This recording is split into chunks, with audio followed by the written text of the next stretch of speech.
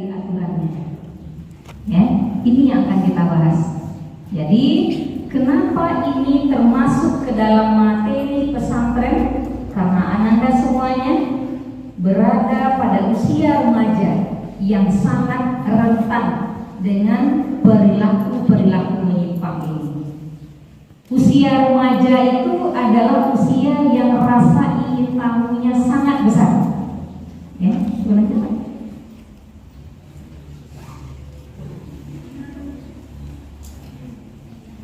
Nah, beberapa hal nanti yang akan menyebabkan kenapa perilaku menyimpang itu lebih dominannya di kalangan remaja. Bukan berarti orang tua-tua itu tidak menyimpang perilakunya, tetapi kenapa di usia muda yang paling dicemaskan? Usia remaja itu yang pertama merupakan usia yang rentan, ya, untuk melakukan perilaku menyimpang. Kenapa? Karena rasa ingin tahunya sangat besar. Awalnya dimulai semuanya itu dari rasa ingin tahu yang sangat besar. Baksonya ya, bacaronya ya. Dari rasa ingin tahu bagaimana rasanya, bagaimana caranya, seperti apa bentuknya. Pertanyaan-pertanyaan seperti itu tuh banyak bermunculan di kalangan remaja. Inilah yang akan mendorong, membawa diri anak-anak ibu semua ke arah perilaku menyimpang. Sekarang kita kenali dulu kira-kira bentuk-bentuk perilaku menyimpang yang ada di lingkungan masyarakat itu seperti apa. Ada ibu kelompok besarkan 4. Mungkin banyak sekali perilaku menyimpang yang mungkin tidak semuanya bisa kita sebutkan. Apa jenis perilaku menyimpang yang terjadi di kalangan masyarakat, baik itu di kalangan remaja, orang tua, atau siapa saja? Yang pertama itu adalah pergaulan bebas. Yang kedua, penyalahgunaan narkoba. Yang ketiga, minum-minuman keras. Nah, batu es kan keras betul. Itu beda. Kalau belum Pasuruh agak cok minuman keras, tapi yang batu es. Kemudian yang keempat, tindak kekerasan dan kriminal, tawuran, bully, yang kekerasannya. Ya. Kita lihat yang pertama, ibu akan sangat banyak membahas di pergaulan bebas. Pergaulan bebas artinya kalau bebas berarti tanpa aturan. Tanpa aturan. Baik pergaulan bebas sejenis atau pergaulan bebas berlawanan jenis. Kita bahas yang paling umum dulu. Pergaulan bebas berlawanan jenis, berarti antara laki-laki dan perempuan. Seperti apa yang dikatakan pergaulan bebas itu? Berarti pergaulan yang tidak sesuai dengan aturan dan norma. Apa yang mengatur kita dalam bergaul? Norma. Apa yang mengatur kita dalam bergaul? Sedewasa Bu Ade kemarin. Tapi kalau sekarang LGBT bukan lagi perkara perempuan ke laki-lakian, laki-laki ke perempuanan, tidak lagi seperti itu. Tapi ini sudah menjadi organisasi besar di dunia dan legal di beberapa negara. Sudah ada kampanye pro LGBT-nya. Hati-hati. Dan negara kita, agama kita menolak itu dan mengharamkan itu. Sudah dari Nabi Lut lagi nah. Ini Allah sampaikan seperti itu. Dan kami telah mengutus Lut kepada kaumnya. Ingatlah, tatkala dia berkata kepada mereka, mengapa kamu mengerjakan perbuatan keji? Ini perbuatan keji itulah yang belum pernah dikerjakan oleh seseorang pun di dunia ini sebelumnya. Di zaman Nabi Lut lah pertama terjadi kasus LGBT ini, dan Allah melaknatnya dan memasukkan ini ke dalam kelompok perbuatan keji.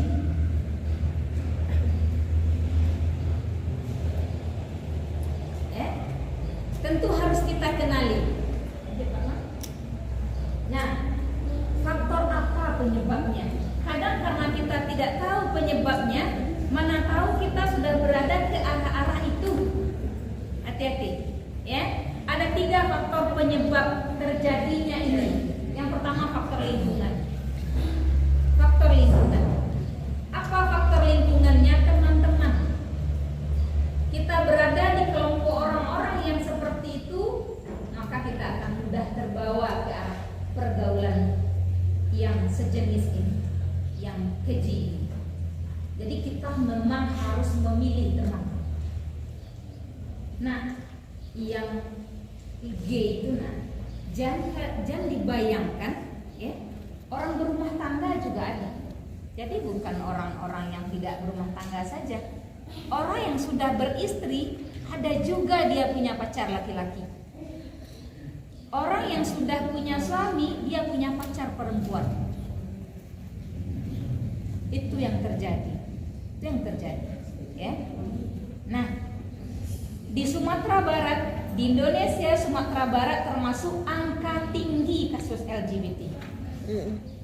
Termasuk angka tinggi kasus LGBT.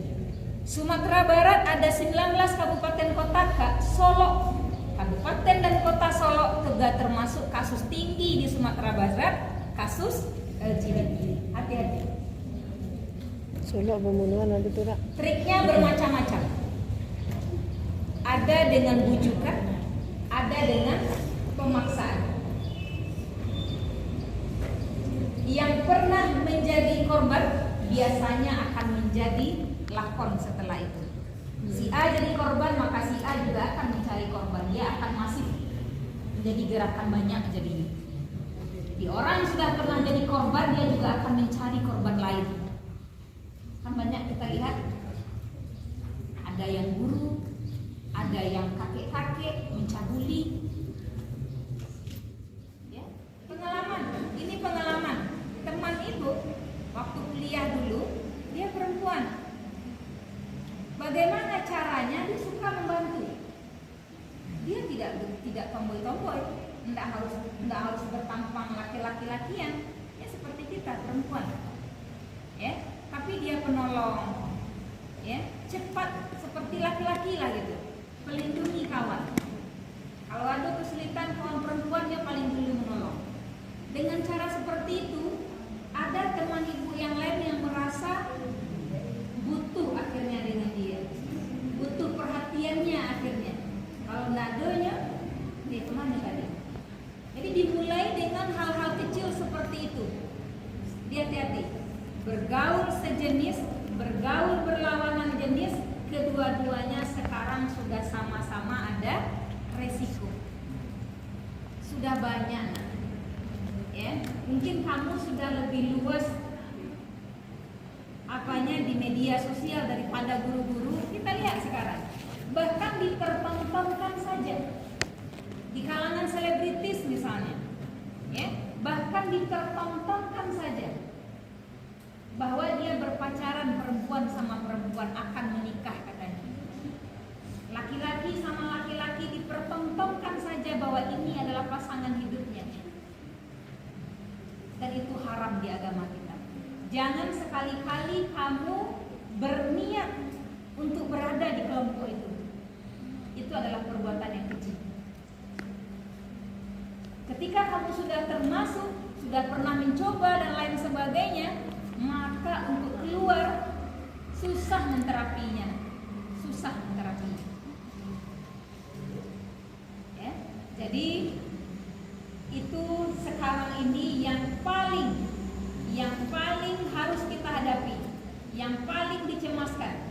Sebagai orang tua, ya, kami sangat cemas dengan hal ini karena pergerakannya sangat masif, sangat luar biasa.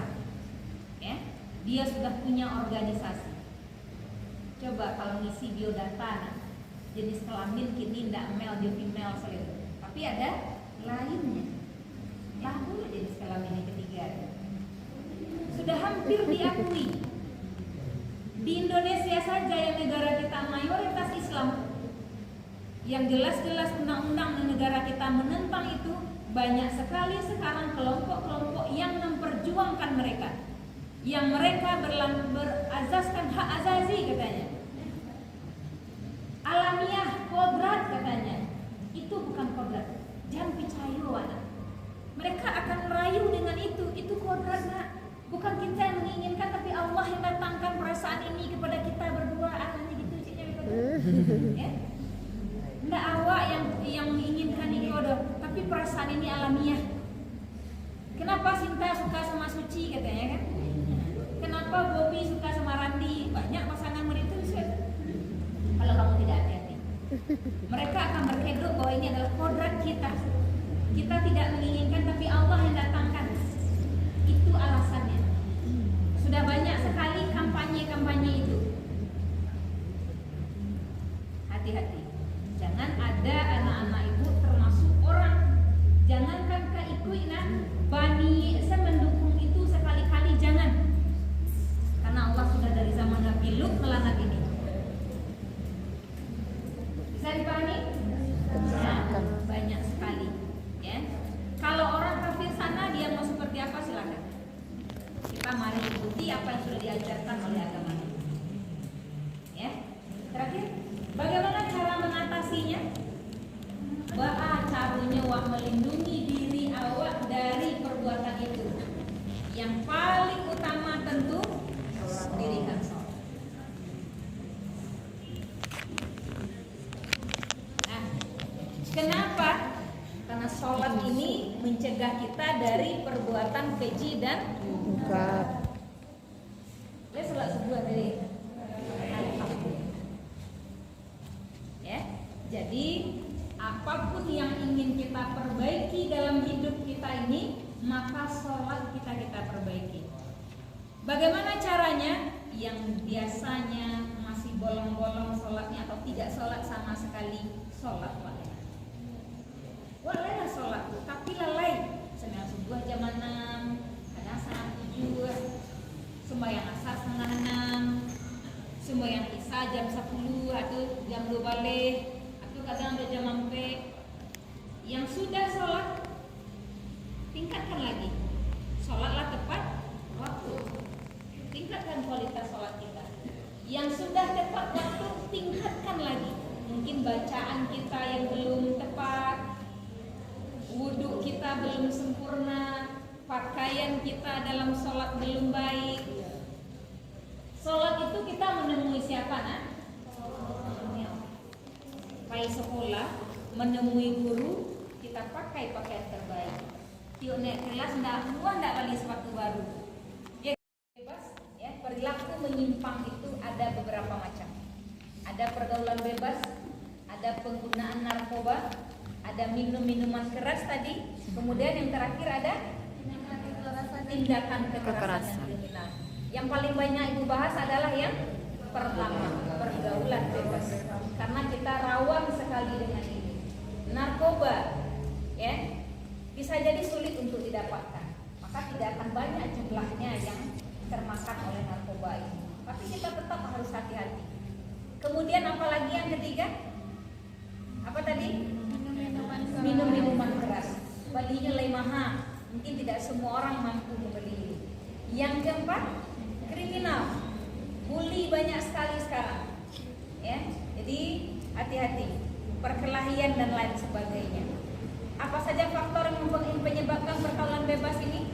Dari mana faktor penyebabnya? Dari lingkungan. Kemudian keluarga. Yang ketiga, genetik atau keturunan. Apakah ada akibat yang bisa kita terima akibat pergaulan bebas? Ada penyakit, ada kehancuran pendidikan kita, dan ketidakamanan pada diri kita. Kemudian yang terakhir, apa-apa yang harus kita lakukan untuk menghindari diri kita dari pergaulan bebas? Mendirikan sholat, Yang kedua, bersyukur. Yang ketiga, mempelajari Al-Quran. Yang keempat, menjaga pergaulan. Yang kelima,